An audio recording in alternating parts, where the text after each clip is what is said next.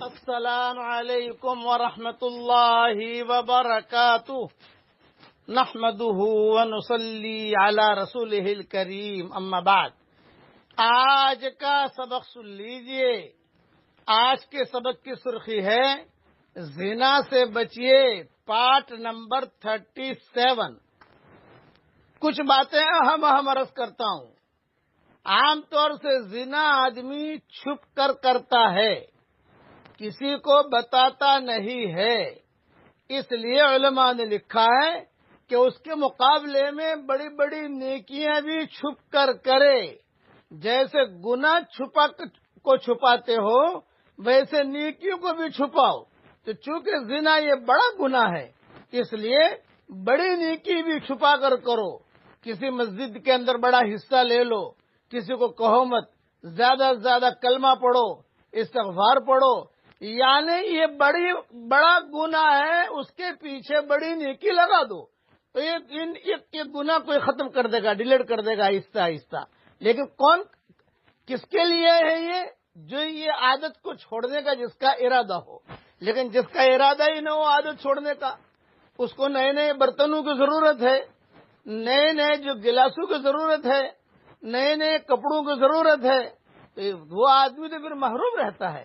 وہ آدمی کبھی بھی اللہ کا سایہ نہیں حاصل کر سکتا، وہ خدا کی رحمت کے سائے میں آ ہی نہیں سکتا، وہ خدا کی رحمت کے سائے میں وہ عورت آ ہی نہیں سکتی۔ اس لیے یہ میری نصیحت ہے کہ آپ نے چھپ کر یہ گناہ کیا ہے تو چھپ کر نیکیاں بھی کرو، بڑی بڑی نیکیاں کرو۔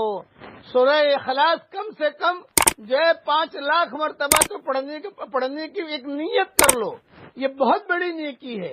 اسی طریقے پر جو نیکیاں آپ کو بتائی جاتی ہیں، درود شریف کا اہتمام وغیرہ وغیرہ، تو اس گناہ سے آدمی بچ جائے گا اور اللہ تعالیٰ معاف بھی کر دے گا۔ اب پڑھیے میرے ساتھ، اللہم اعنی علی ذکرک وشکرک وحسن عبادتک۔ اے میرے پیارے اللہ، تیرے ذکر پر اور تیرے شکر پر اور حسن عبادت پر تو میری مدد فرما۔ معاذ بن جبل کو حضور صلی اللہ علیہ وسلم نے یہ دعا سکھائی تھی اور کہا تھا کہ فرض نماز کے بعد یہ دعا کبھی بھی مت چھوڑنا۔ لیکن یہ دعا صرف فرض نماز کے بعد کے لیے نہیں ہے، 24 گھنٹہ اسے پڑھ سکتے ہیں۔ اس میں 3 چیزیں بڑی بڑی بتائی گئی ہے، ذکر، شکر اور حسن عبادت۔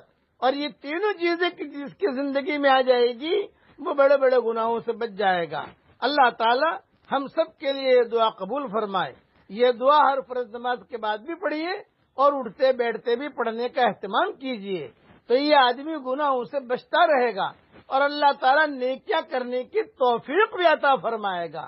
اس لیے کہ توفیق نیکیوں کی صرف اللہ کی طرف سے ملتی ہے، یہ ذہن میں رکھنا۔ اس لیے اللہ سے توفیق مانگیے، اللہ تعالیٰ مجھے بھی توفیق دے، آپ کو بھی توفیق دے، اور ہم سب کی قیامت تک کے آنے والی نسلوں کو بھی نیکیاں کرنے کی اور اس پر جمنے کی اللہ ہم سب کو توفیق عطا فرمائے۔ آمین۔ وآخر دعوانا ان الحمدللہ رب العالمین۔